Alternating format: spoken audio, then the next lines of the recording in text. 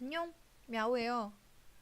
오늘은 인지과학 졸업 후에 뭘 해먹고 살 수 있을지에 대해서 이야기를 좀 잠깐 해볼까 해요. 아마 제 유튜브를 알게 되신 경로 중에 하나가 아마 인지과학이신 분들도 있을 텐데, 인지과학이라는 게 우리나라에서는 그렇게까지 익숙하지 않은 분야다 보니까 잠깐 설명을 드리자면, 제가 생각하는 인지과학은 인간 인지 활동을 베이스로 한 학문이에요. 그러니까 기존 같은 경우에는 뭐 수학이면 수학, 물리학이면 물리학, 어떤 그 물체를 보는 관점, 어떤 현상들을 보는 관점을 가르치고 어떤 식으로 분석할 것인가에 대한 접근이었다고 하면은 인지과학 같은 경우에는 어떤 내가 관찰하고자 하는 대상들을 가만히 이렇게 그거를 센터에 두고 여러 가지 관점들을 뭐 철학적 관점, 심리학적 관점, 그리고 뭐 인공신경망적 관점, 뭐 그 저기 뭐야 AI 인공지능적 관점 뭐 이런 식으로 아니면 뭐 수학적 관점이나 뭐 이런 부분들도 어느 정도 포함이 될 수 있겠는데 그런 부분들에 대한 재반 논의를 다루는 전공이에요.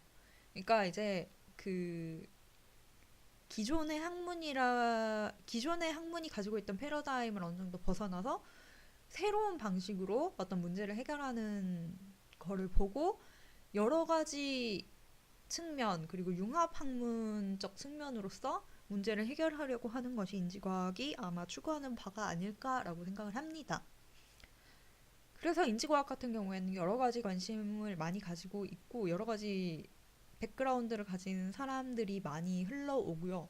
그리고 우리나라 같은 경우에는 이제 제가 입시를 할 때만 해도 우리나라에서 인지과학이라는 것이 굉장히 생소한 분야였고 우리나라에서 그때 당시에는 그렇다 할 대학원이나 이런 것들이 없었어요. 그러니까 융합 전공으로서만 존재를 하지. 그러니까 여기 뭐 공학 조금, 뭐 영문학 조금, 심리학 조금 이런 식으로 얼기설기 묶어서 존재를 하는 거지.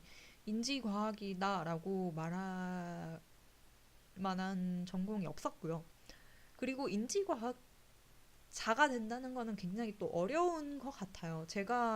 공부를 하면서도 제가 독일에서 공부를 하면서도 느낀 게 이제 교수님들도 이제 뭐 인공지능 트랙에 인공지능을 전공하는 분이 계시고 그다음에 언어학에 언어학을 전문으로 하시는 분이 계시고 이런 식으로 해가지고 이제 전 학과가 하나인데 그 안에 그 세부 전공별로 교수님이 이렇게 계셔요.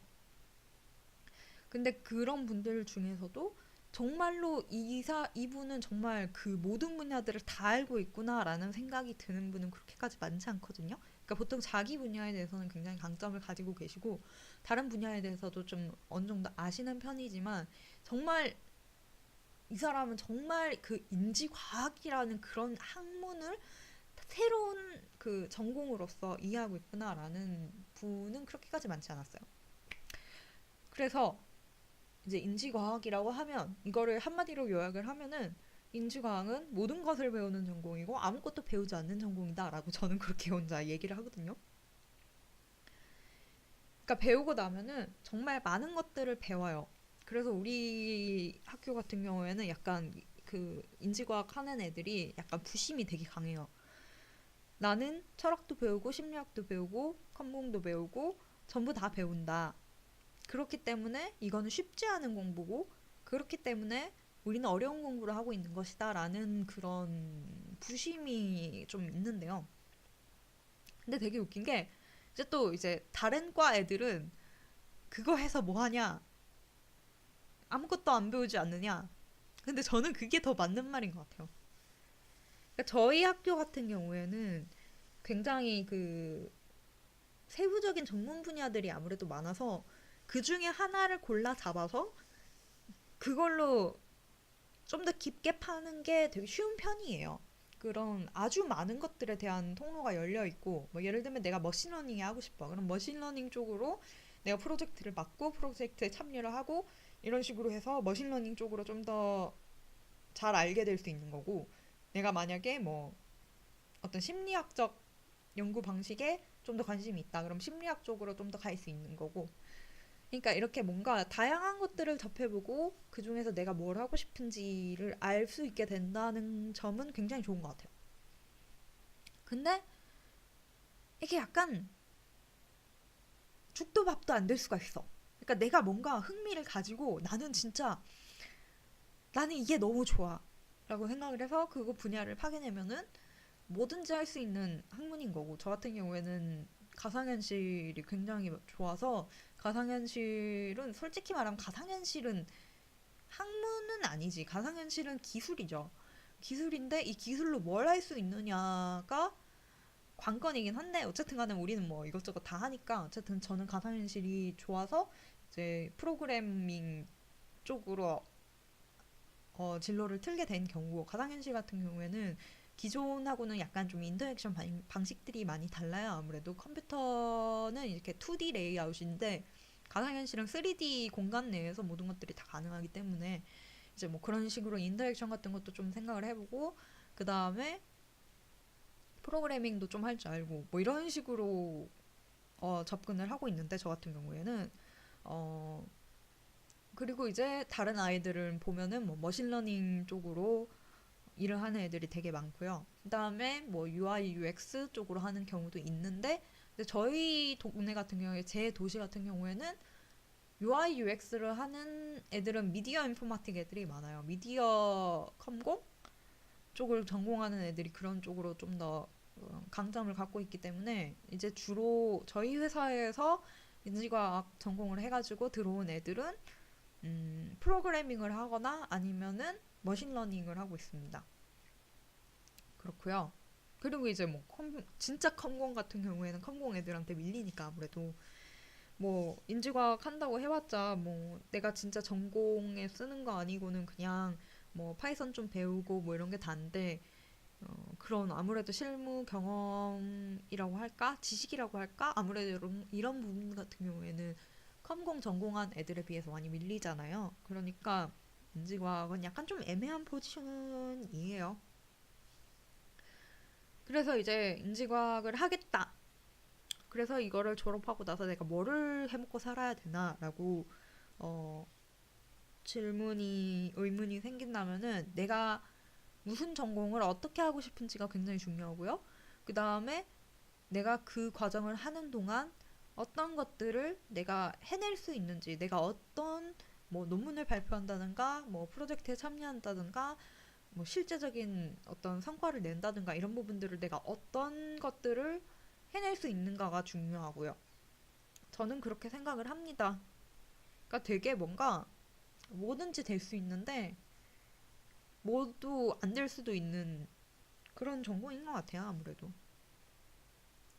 이제 주변에 보면은 머신러닝 하는 애들이 대부분이고, 그 다음에 뭐 뉴로 인포마틱 같은 경우에 그게 결국 머신러닝이지. 그러니까 그런 쪽으로 하거나 아니면은 UX 쪽으로 하거나 아니면은 일본 회사에 그냥 뭐 하는지 모르겠네?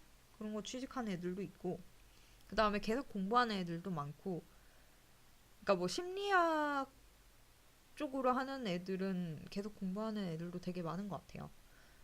석사만 해서, 그러니까 독일은 석사가 좀 약간 학사 같은 느낌이기 때문에, 그래서 이게 좀 애매한 것 같고, 그렇습니다. 그래서 인지과학 같은 경우에는 진짜로 내가 뭐를 하고 내가 뭐를 어떻게 하는지가 진짜 중요해요. 내가 어떤 프로젝트에 참여해서 내가 뭘 했다고 나중에 얘기할 수 있는지. 그러니까 적어도 저희 학교를 졸업하고 저희 학교 분위기는 그래요. 그게 진짜 중요합니다. 내가 뭔가 이거를 졸업했다라는 게 내가 뭐를 안다가 아니거든요.